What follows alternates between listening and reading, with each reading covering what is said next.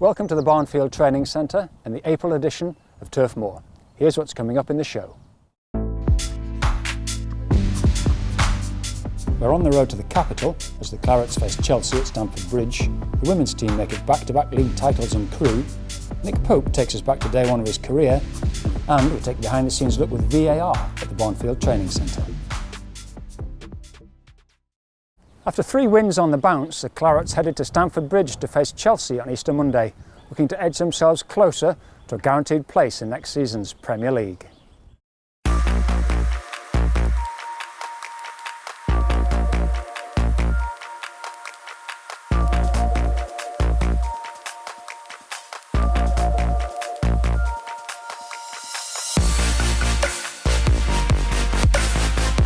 Penultimate away trip of the season. Burnley have had a really good last few weeks. Those 3 successive wins against Wolves, Bournemouth and Cardiff have made all the difference. Really confident now we're staying up. Fantastic memories of August 2017 when we won 3-2 here, 3-0 up at half time. No reason why we can't get a result today.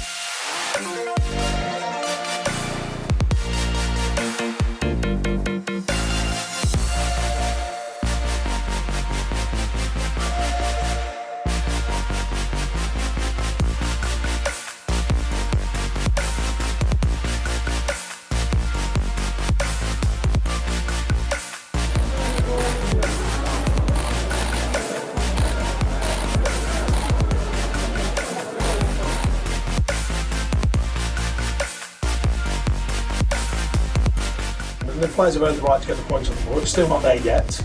Obviously, we're in a very strong position, but we've got to see it through. Usually, over the season, in these sort of bigger games, being against this kind of opposition, and particularly since Christmas, of course, we took the game on at Man U and managed to get a point, and at home against Tottenham.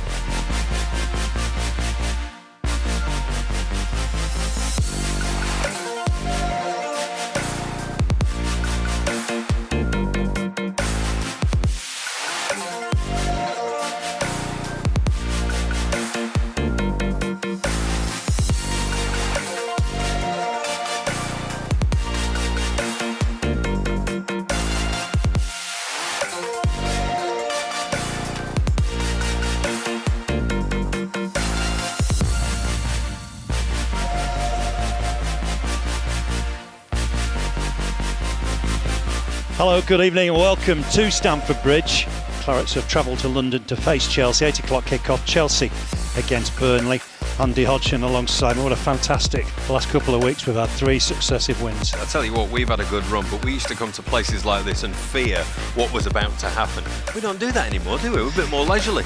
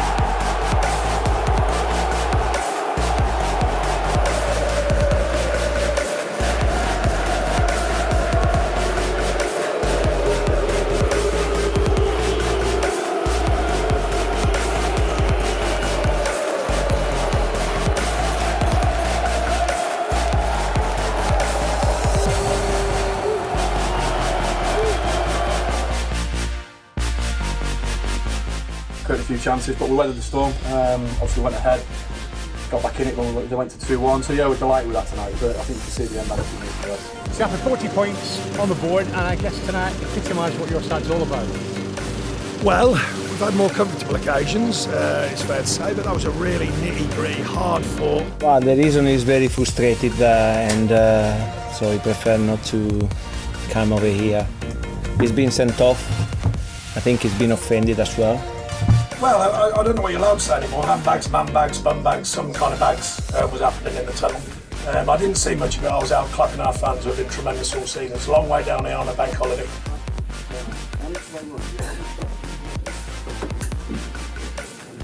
Tonight is to find a way to get a point. Another week it's to find a way of winning. You definitely see, I thought we were excellent at Bournemouth the other week. Fully deserved it. I thought we were excellent at home against Bournemouth. I thought we were excellent against West Ham at home. Some very good performances, but there's nights like tonight you just have to give everything.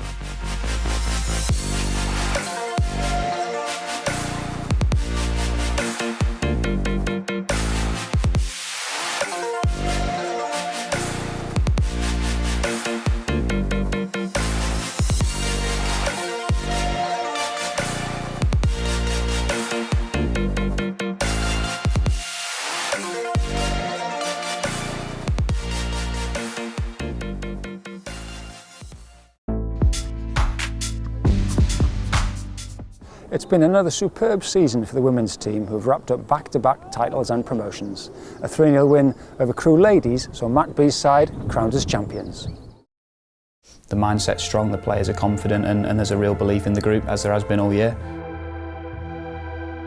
It'd be an amazing achievement, and any level of football, no matter where you play, and if you get back-to-back promotions, that's something really special. I think with the professionalism of the coaches and the setup that we've got now at the club, I think there's a different mentality amongst the girls as well in terms of their kind of aspirations for the club. You know, we've got young girls that are coming through that really want to play at that top level and get that experience of playing at that level, which is fantastic. You know, the expectation is that it's the same this week, it's no different. The detail that we're going into to analyse Crewe and to set up to be effective against them is exactly the same. Probably even more detail, to be fair, because of how important it is.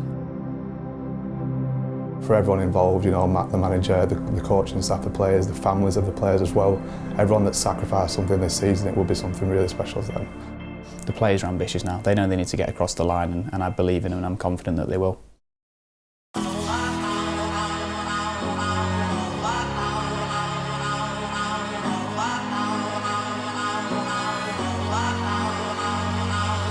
Dark days, holding me down, and it's so grey. Got my head in the cloud, and you feel it too. But I told you that we figure it out, all these old fools that we're better without. And you know it's true. Yeah. Tell me what it is that you need. 'Cause I think I'm onto something. 'Cause I feel the good times coming. Tell me what it is that you need. 'Cause I think I'm onto something. 'Cause I feel the good times coming. 'Cause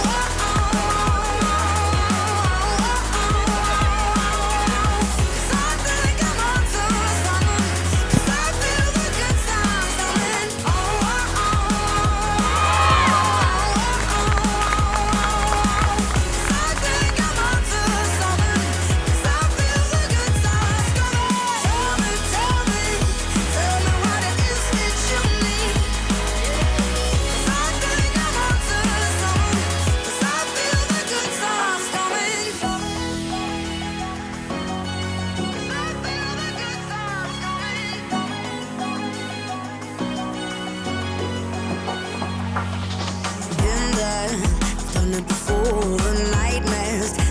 To ignore, and you've been there too. Yeah, but somehow you can settle the score. 'Cause I know now that I need more, and you know that too. Yeah, tell me what it is that you need. 'Cause I think I'm onto something. 'Cause I feel the good times coming. Tell me what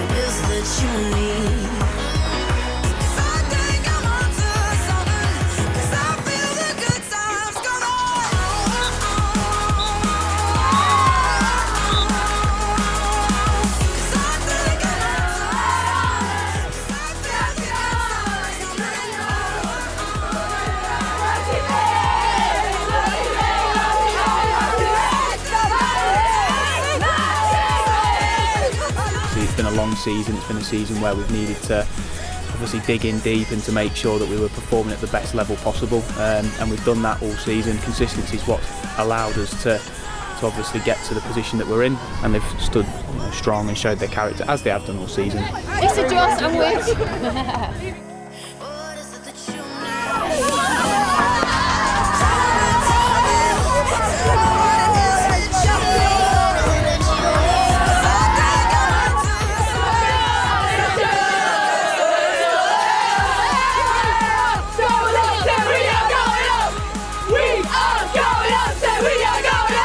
To come up last year, come into that league, and everybody thought we would struggle to stay into this, but to go on and win it is just phenomenal, absolutely phenomenal.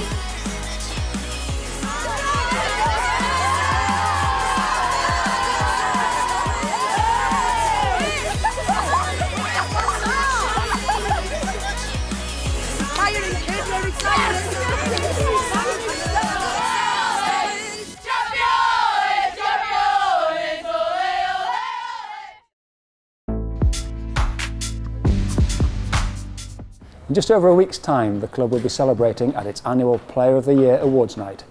After a topsy-turvy season, we ask you, who's been your Player of the Year?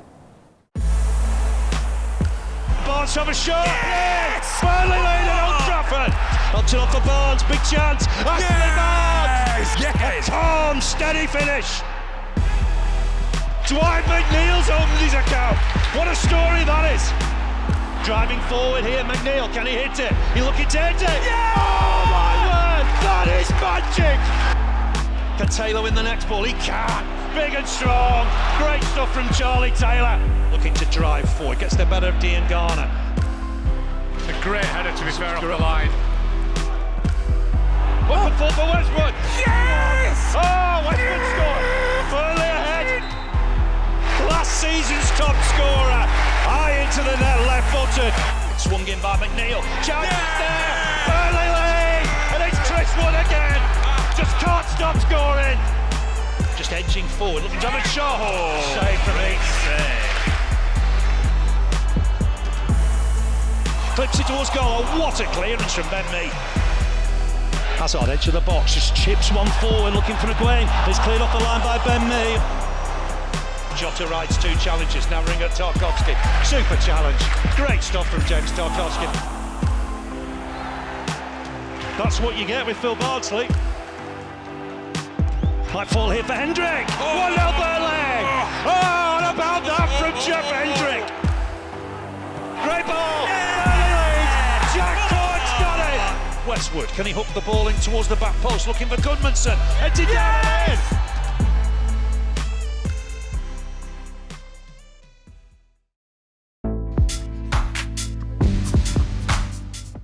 It's been a testing season for Nick Pope, but the Clarets goalkeeper still has plenty of career highlights to look back on. And after a World Cup appearance last summer, no doubt there are lots more still to come.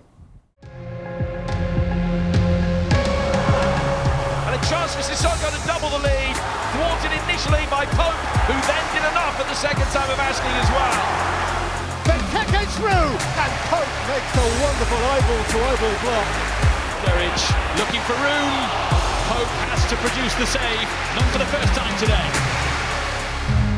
Well, my brother was a goalie, funnily enough, and he's about 4 years older than me, so before I was old enough to play, I'd always be watching him on the weekends, so kind of got into it that way, and then I started playing football and I'd play with his mates, and I'd be the youngest one, so I kind of stuck in goal.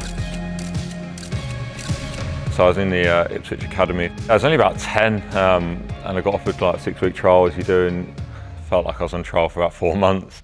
It's something that you dreamt about, and that would be the career path that you would pick. That would be the one.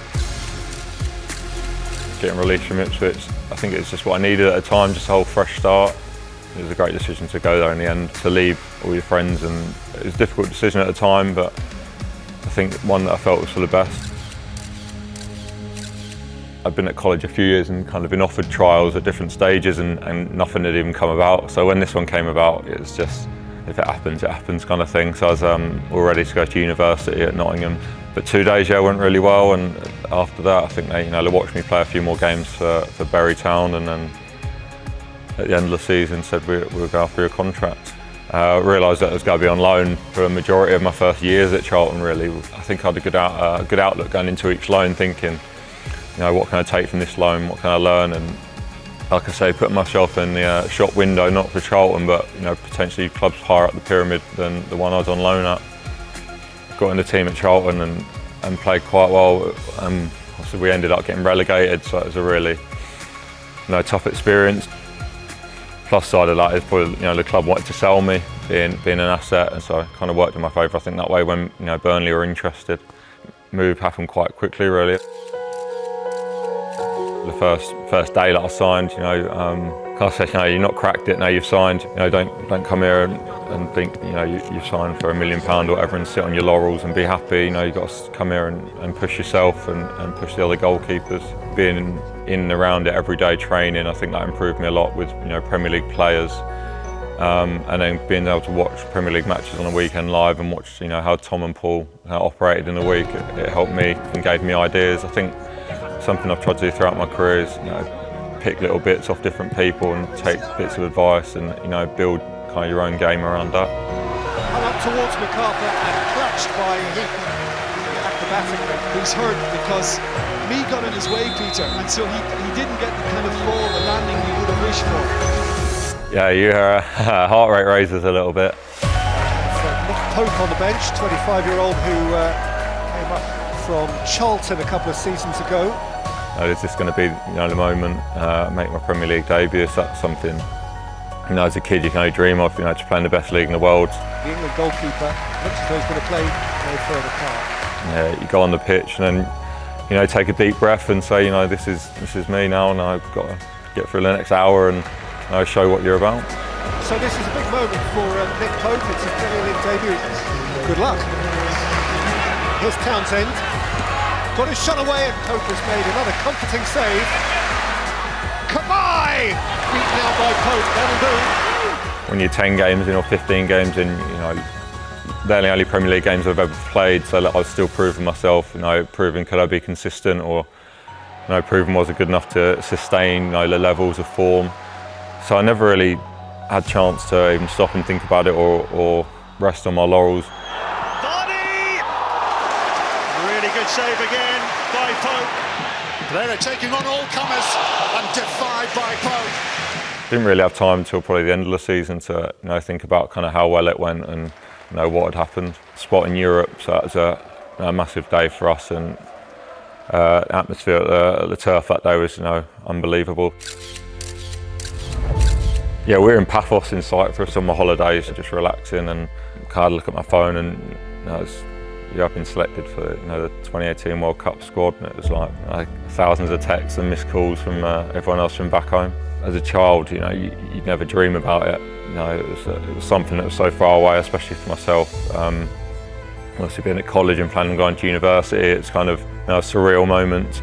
Great thing for me as well, the level of training was so high, playing with world-class players day in, day out, training with them.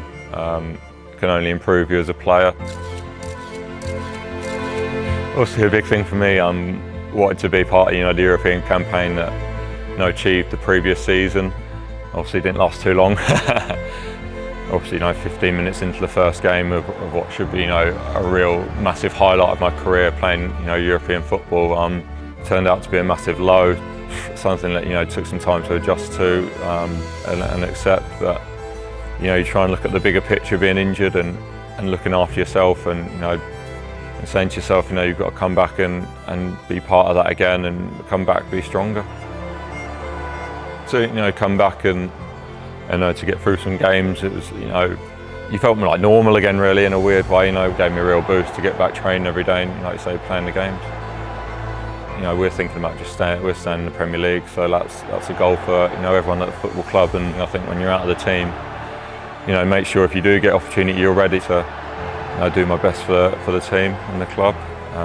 So that'd be the main goal from now till the end of the season.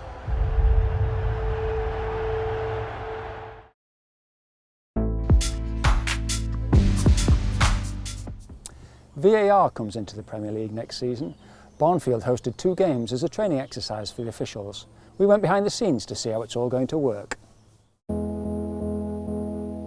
So Neil, VAR comes to Barnfield. part of an ongoing procedure. Just explain to us what you're doing here and how that's fitting in with the general planning for the system. Yeah, what we've done this season is we are going into all 20 Premier League clubs. We're doing days like this where we'll have a couple of matches with youth teams, etc. We'll have referees on the pitch, refereeing as normal, and then we'll have VARs in the truck. And it's just a matter of our lads getting practice of time behind the screen, VARing, and showing each Premier League club how we utilise the VAR system, going through presentations if that's what they want to look at, just to show what we look at basically when VAR will be in operation next season. In terms of the nuts and bolts of the thing, the crew here setting up yesterday, you've got cameras around the pitch, and then in effect you've got a little HQ beside the pitch, which will be the equivalent of what will be used next year on a match day. Yeah, obviously the difference is here we're mobile today, so we're using the back of the van, but come next season, every game will be done within Stockley Park, so all the camera infrastructure will feed back into Stockley Park, and that's where our VARs will operate from. Just briefly tell us your role. You're a former Premier League referee, of course, local to the Northwest. What are you doing now with VAR and the referees and the Premier League? Yeah, since I retired last May, what I've been doing is, with me initially and Mike Jones, we've been training the referees, getting them used to operating with the VAR, and just basically overseeing operations that they've done. So and basically advising. So just looking at all the referees refereeing with VAR, seeing where we can help, where we can make improvements, and it's one of the constant things that's going to be for us. Obviously it's early days for us, but as we move forward, mistakes which will be made, and I've no doubt, you know, potentially in the future, hopefully limited if you will, but that's where we do our most learning from. But just going through games like this today, going through processes, making sure the referees are communicating correctly with the VARs, because a lot of decision making, because we're not here to re-referee games as VARs, what we are there is to pick up the clear and obvious errors. But it's important that the referees on the field of play communicate what they've seen and the reason why they've given that decision, which then gives a bit of meat on the bones for the VARs to decide whether they need to intervene or not. It's a huge step for the game, isn't it? For referees, hopefully it's going to help them, but it's educational for everybody, managers, players, supporters. You know, it's going to be a big step next year, and hopefully a big step forward for the Premier League. Yeah, this is what it is. It's probably the biggest change in refereeing or officiating that we've ever had. So it's going to be a learning curve. It's going to be important to get communication out there, explaining what we can check, what we can't check, the reasons why we check it, and it's all about setting this clear and obvious bar. Like I've previously said, we don't want to go out there and be stopping the game every couple of minutes. That's not what VAR is all about. It's just about picking up them errors that obviously everyone watching the game says, you know, that needs to be changed, if you will, and that's what we're there for. I mean, on average so far we've gone through, I think we've just done 45, 46 live games this season in the cup competitions, and we're averaging a review every 5 to 6 games, if you will, which obviously shows what the lads doing on the field of play isn't too bad anyway.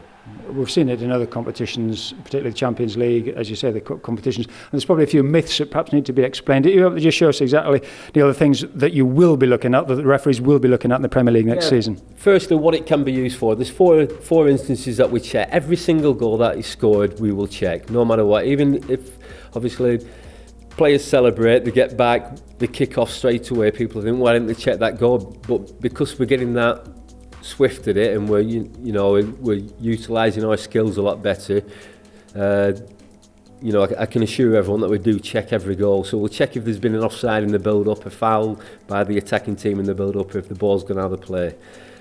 We check every penalty incident as well, whether it's given or not given. Obviously we go through the same scenario as well. And then red card incidents, but we don't check yellow cards. The reason why we don't check a second yellow card is that if we have to check a second yellow card for a red, we'd have to check the first one. If we check the first yellow card, then we'd have to check now on every challenge that potentially could be a yellow card, so it'd be too many stoppages in the game, and then the mistaken identity as well. So if any player is incorrectly cautioned or sent off, we can review that as well. Another thing we're looking at here, penalties is a big part of the game. Yeah, I mean, obviously we check every penalty, and then obviously once a penalty's been awarded and it's been confirmed, one of the main differences will be the encroachment next season. So as you can see, once a player just about to strike the ball, all these players encroaching. If one of them has a material impact, if the keeper saves it and it comes back to a defender who then clears it, that penalty will be retaken. If it comes back to an attacker who then scores, if there's only an attacker in the penalty area, obviously then you'll restart with an indirect free kick to the defence. But if there's a defender and attacker in at the same time, once again it'll be a retake as per laws. Just to explain again, who will be sitting making the decisions? VAR, Premier League referees, retired Premier League referees, who will be sitting at Stockley Park and making the... At the moment we've trained all 17 Premier League referees up. They've had extensive training over the last 2 years, so they're predominantly going to be the VARs that are used. Going forward, as Premier League referees retire, I think there might be an opportunity to keep them within the game, and they'll have the experience of refereeing on the Premier League and working with VAR as well, so potentially they could become full-time VARs. That might be something that we see going forward. And then obviously you've got SG2 lads, so you've got Select Group 2 who operate in the Championship, who operate fourth official in the Premier League and are pushing for promotion to SG1. Like today, we're utilising their skills and we're training them up, and they're doing a lot more training as well with the VAR side. This is probably, we talk about having an eye bar for getting involved as VAR, but when you've got an unseen incident, so that means when something's gone on and the referee's either been blocked by a player or it's obviously out of his periphery off the ball, there's more likely for a VAR to intervene because it's unseen, so it's not as if the referee can explain what he's seen and you can support them views. If there's been some violent conduct off the ball, so if the ball's in play at the time, the VAR can intervene before the next restart of play. If the ball's out of play and then it starts, so you've got one more restart. So there's a time window where you can intervene with violent conduct incidents. You can't have something happening and then 6 minutes later you actually find a view of it. It's gone on too long, so at that point it'll just be a report to the FA, and the FA do the normal process of looking at the incident and taking action should it be appropriate. In summary, Neil, I mean, the key it's education. We're all going to have to get used to it next season, players, managers, supporters. It's definitely a step forward to get the right decisions, but it's not absolute cure-all. People are still going to have to be a bit understanding, perhaps. We're only looking for the clear and obvious errors, so subjectivity will always be there. There'll always be many talking points for managers, players, pundits, media, supporters, and that will never get taken away. VAR will not be able to solve 100% of everything because of the subjective nature of the game. We're just looking for them clear errors. Someone's a yard offside or even a couple of inches offside. I mean, because we have the grid lines, we can give that, but someone scored with a hand, you know, it's not been picked up. A penalty's been awarded and it's clear simulation. Just clear instances like that we will be able to pick up, but solve everything, definitely not. As a former referee and someone who's been very involved in improving things going forward, excited about it coming in next season, a big step forward for the game? Yeah, 100%, yeah. I honestly think, well, you know, it's going to be baby steps, if you will, but like I've already said, we've done a lot of training, a lot of work. The referees have put a lot of time into it, and they're certainly ready for the start of the season. And it's exciting. I'd like to think people will understand the subjective nature, and everything's not always going to be 100% like we said. But I think it's definitely a step in the right direction. And let's see how we go August. But looking forward to it, definitely. Well, thanks for explaining it to us, and well done on all the time you put into it. Let's hope that the fruits of your labour pay off next season. Thanks, Neil. Thank you. No problem.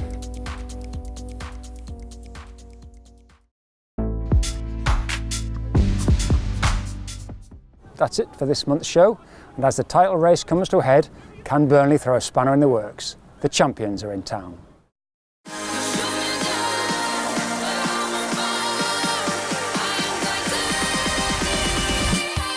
It's headed away by Company. Boy! What a goal! Keen to win the header. Is it blocked? It's there! It's Sam Boats! Play! Oh, what a goal! Barnes is in there! Stunning goal! He'll break into the box here, Stephen Ward. Oh, what a goal!